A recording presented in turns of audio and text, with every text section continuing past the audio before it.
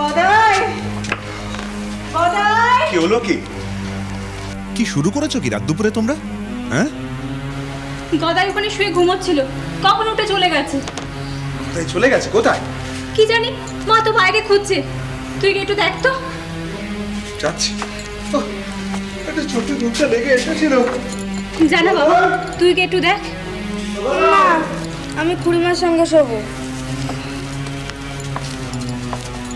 যা বাবা, শুয়ে পড়। আমার কিন্তু ব্যাপার স্যাপার সুবিধে লাগছে না গো দিদি। এসব কিসের লক্ষণ বলো দেখিনি? আজ সারাটা দিন ধরে আমি ঠাকুরপোকে লক্ষ্য করেছি, ও রকম সকম কেমন যেন। তুই ঘরের লোক, এসব কি বলছিস? কেমন রকম সকম? কই, আমি তো কোনো গোল দেখছি না। এ গোল নয়, মাঝরাত্রে উঠে বিছানা ছেড়ে চলে গেল। তোমরা বাপু লুকোচাপা করে ঠিক করছো না। লুকোচাপা করবো না থেকে ঢেড়া পিটিয়ে বেড়াবো? ওসব ছাড়, সব ঠিক হয়ে যাবে। আসলে কলকাতার মন্দিরে ভাবটার মধ্যে রয়ে গেছে। সে কথাই তো বলছি। ভারী তুমি ঢেড়া পেটাবার কথা বলছো কেন? আমি কি বাড়ির বাইরে গিয়ে আর 5 জনকে ডেকে ডেকে বলতে গেছি? চুপ কর। আমার বলে বুকের ভেতরটা টিপ টিপ করছে। আমি বাপু শ্বশুর বাড়ি চলে যাব। কি করতে যে এসেছিলাম, আমার এসব সয় না। ও কাতু, কাতু রে, কোথা তো নেই রে বাইরে। বউ, বউ একটা কিছু কর, তোরা দুটিতে মিলে যা, দেখ কোথায় গেল, খুঁজে আন। ওরে, তোরা চুপ করে আছিস কেন রে? হ্যাঁ, তোর বাজার কোথায় গেল? কি রে, হাঁ করে মুখের দিকে তাকিয়ে কি দেখছিস?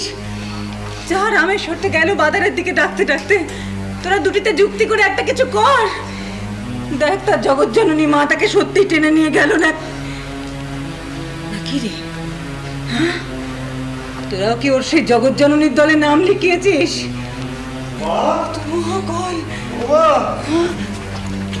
কোথাও নেই গো মা। আমি কত চিৎকার করে করে ডাকলাম, গদাই গদাই বলে চিৎকার করলাম, কোনো সারা শব্দ নেই। সারা পাড়ার লোক উঠে গেল মা। ঘরে ঘরে আলো জ্বলতে দেখে আমি ফিরে চলে এলো। শুনেছিস তোরা? নেই রে, আমার বাচ্চা কোথায় গেল? আমার বাচ্চা হারিয়ে গেল রে। আমি এখন কি করি? কার ঘরে যাই? রঘুবীর,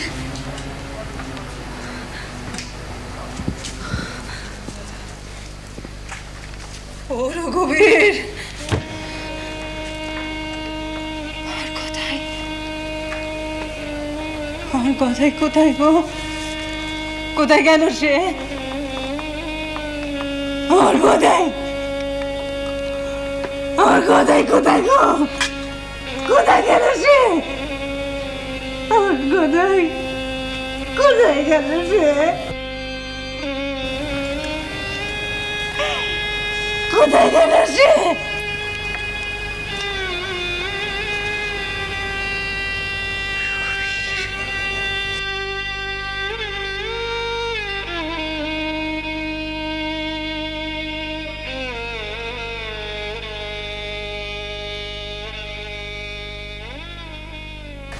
বাবা,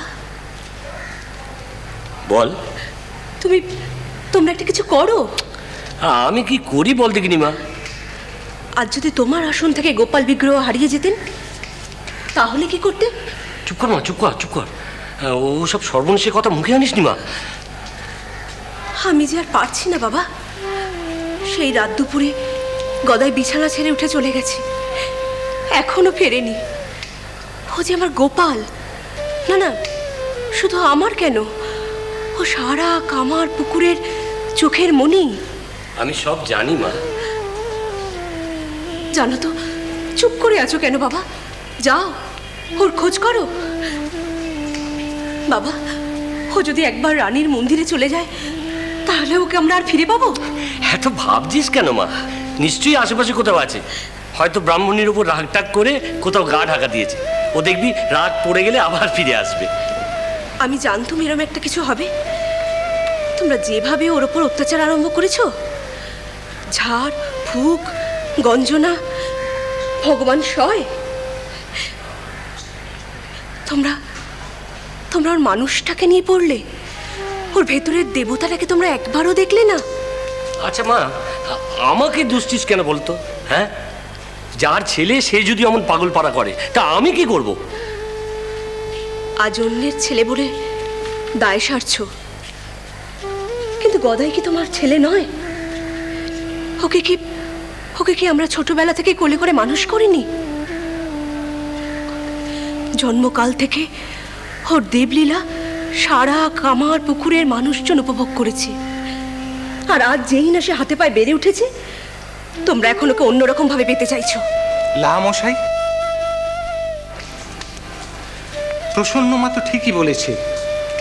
আজ সবাই মিলে গদাইয়ের গা থেকে ভগবান ভূত তাড়াতে চাইছি।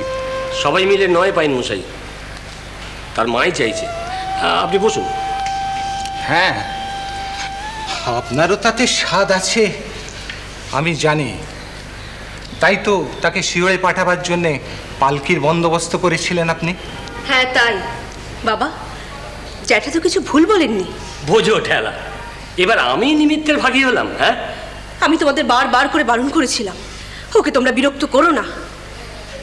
হ্যাঁ তাই, যার গলার মিষ্টি সুরে কামার পুকুরের পাখিরা তাল দেয়, যার দেবগতভাবে এই গ্রামের জল মাটি লতায় পাতায় ভগবান মিশে যায়, যার ছোটবেলার চলনে বলনে পাপ তাপ জুড়ায়, সেই সাক্ষাৎ নারায়ণের এত পরীক্ষা এই ভগবান সয়, তাই চলে গেছেন।